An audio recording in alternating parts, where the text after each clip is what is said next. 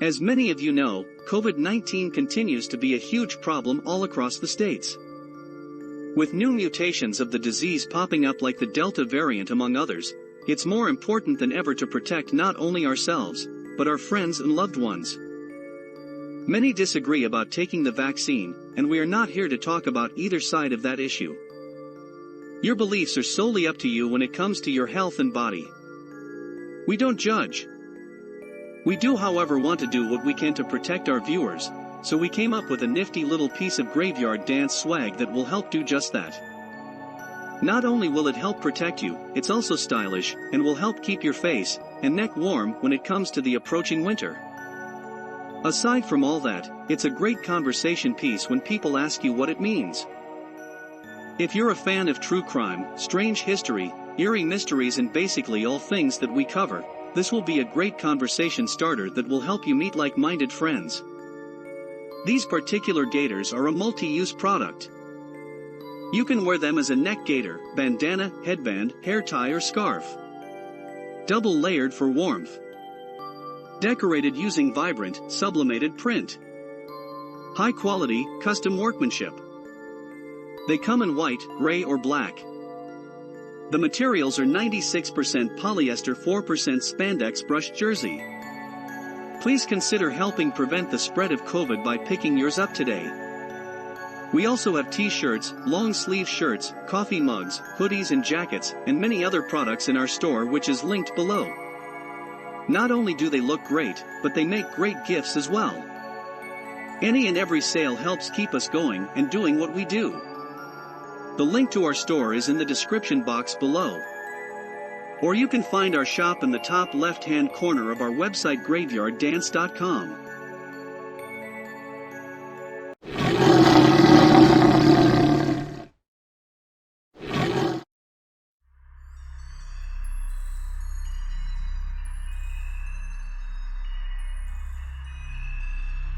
There's people out there who you'd never want to become friends with, do business with and definitely never get involved with on a personal level. H H Holmes was just that kind of person. The farther one could stay away from him, the better chance they had of staying alive. H, or Herman Webster Mudgett, as he was called at birth, led a life of crime that ranged from theft, insurance fraud, bigamy, and even murder. When he was caught, he was quoted as saying, "I was born with the very devil in me. I could not help the fact that I was a murderer, no more than the poet can help the inspiration to song, nor the ambition of an intellectual man to be great." The inclination to murder came to me as naturally as the inspiration to do right comes to the majority of persons. He was born in Gilmanton, New Hampshire to Levi Horton Mudgett and Theodate Page Price on May 16, 1861. What a dark day in history that turned out to be. Holmes had all the patterns of future serial killers that we see today.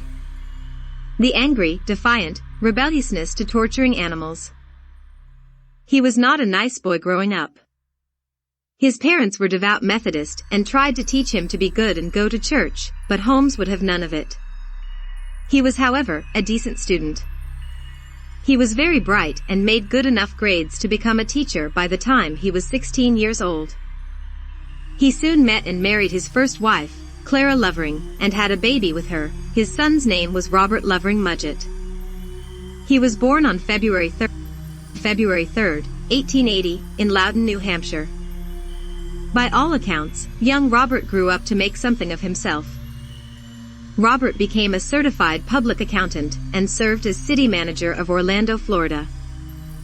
Luckily for young Robert, Holmes would not stick around long enough to become a bad influence on his son. By the time H was 18, he enrolled in college and later dropped out. He later enrolled in a surgery and medicine college and graduated. Perhaps this is where he got the ideas of some of his crimes were that to come. He eventually became convicted of murdering people for insurance fraud, but also selling many of the deceased bodies to the medical schools as cadavers. His first suspected crime was the death of a young boy. Holmes had moved to Philadelphia, Pennsylvania, and got a job at Norristown State Hospital. He became a pharmacist there, and shortly after filling a young man's prescription, the boy died. Holmes denied any involvement in his death, but left the city right away and moved to Chicago, where he became H. H. Holmes. When Holmes arrived in Chicago in August of 1886, he met a couple who owned a drugstore and wanted to retire. It was the perfect job for H. H., if only he would have stayed on the straight and narrow. Not only was he paid well, they eventually sold the store to him. There are many stories online saying that the couple was murdered by Holmes, but that isn't true. His victim count, although somewhat large, isn't near as padded as his counts would suggest. Many of the people he claimed to have murdered ended up being found alive and well. That is of little conciliation to the victims and families that he was responsible for the murder of them or their loved ones. Right across the street from where Holmes' drugstore was a large empty lot. He bought the land that took up the entire block of 63rd and Wallace Streets.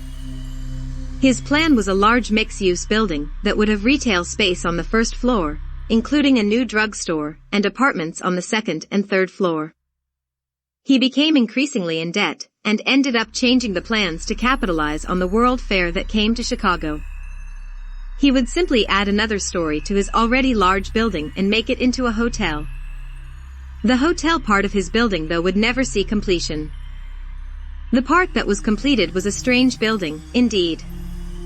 It had halls that led to nowhere and rooms that you couldn't find the doors. Many of the rooms had chutes that dropped straight to the basement. It was very difficult to find your way around in there. Many of his rooms where he murdered folks were soundproof just for that reason. He didn't want the other guests to hear the screams of the innocent victims and alert police. His method of murder was hooking gas lines up to the rooms, and once they were locked in, he would turn on the gas, giving his victims a slow and agonizing death. His victims of choice were young females who were runaways or didn't seem to have anyone looking out for them. He sold most of their bodies to medical schools as cadavers, where they would be dissected, or their skeletons used as teaching tools.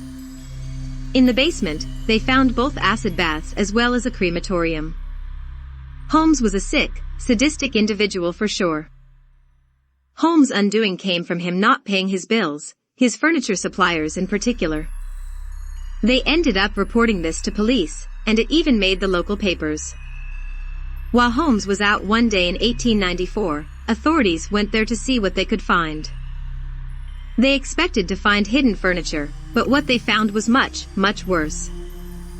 They found rooms with hinged walls and false partitions, rooms linked with secret passageways, and even airtight rooms that were connected to pipelines filled with gas, which Holmes used as gas chambers. Holmes also had a one-story factory, which he claimed was to be used for glass bending. It is unknown if the factory furnace was ever actually used for glass bending or to cremate incriminating evidence of Holmes' crimes. The first known victim of Holmes was Mistress, who was a woman named Julia Smythe. She too was married to a man named Ned Connor. Connor worked for Holmes, but as soon as he found out that his wife was cheating on him, he moved out of the building and quit his job and left his wife and young daughter Pearl in the company of Holmes. Both Julia and her daughter disappeared on Christmas Eve that year and were never seen again. Holmes claimed that she had died during an abortion gone wrong, but if that was the case, where was the body and where was her child?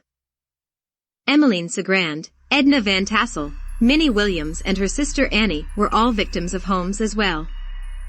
Holmes had managed to convince Minnie to transfer her property over to a man named Alexander Bond, which was one of Holmes' many fictitious names.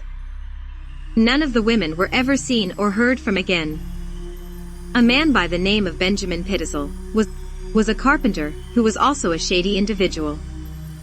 He had went to work for Holmes and had quickly become good friends.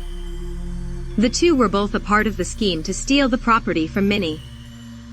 The friendship didn't fare well for Benjamin. Holmes convinced him into a con where they would fake his death for the insurance money. What Benjamin didn't realize though was Holmes was really serious. With his back turned, Holmes knocked him out and murdered him on the spot. Benjamin's widow knew of the scheme and went along with it, however, she did not know about the murder.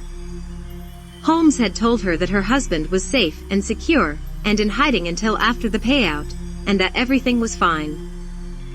After collecting the $10,000 from the insurance policy of his former worker, Holmes convinced Benjamin's wife that they would all meet up and divide the insurance money, except he had no intention to follow through. Instead, for whatever reason, he convinced the poor woman to allow the 3 youngest of their 5 children into riding with him to the meet-up. What happened next was truly horrific. The kids were 2 girls and a boy. Alice and Nellie were just children when Holmes, who had escaped over into Canada, had used a rental house where he forced the girls to undress and to get into a trunk. He then locked it and then drilled a hole in it, where he inserted a gas line, and killed them by asphyxiation. He then took their small bodies down to the basement and buried them in a shallow grave. It was later determined that their little brother had been murdered by Holmes in Indianapolis, Indiana, after he had rented a small cottage there. The boy's bone fragments and teeth were found in the wood stove there. This led to an all-out manhunt for H. H. Holmes, and he was eventually caught in Boston on November 17, 1894. After his capture, Holmes confessed to murdering 27 people and attempting to murder several others. Newspapers paid him $7,500 for his complete confession, but most of it was determined to be fabrication and lies. Regardless, why it even mattered to him is questionable, because he had to know he would never live to spend it. He was soon sentenced to death and hung on May 7, 1896 at the Moyamensing prison in Philadelphia. Whether it was karma or just plain bad luck, Holmes' neck did not snap upon his hanging, which would have killed him almost instantly. Instead, he died a long, slow, agonizing death, which lasted nearly 20 minutes, until he finally suffocated to death. During his crime spree, he gassed people, burned them alive, tortured them in various other ways. Perhaps it was the perfect end and what was just. The Horror Hotel, as it had been dubbed, was nearly burned down by a couple of attempted arsons in 1895.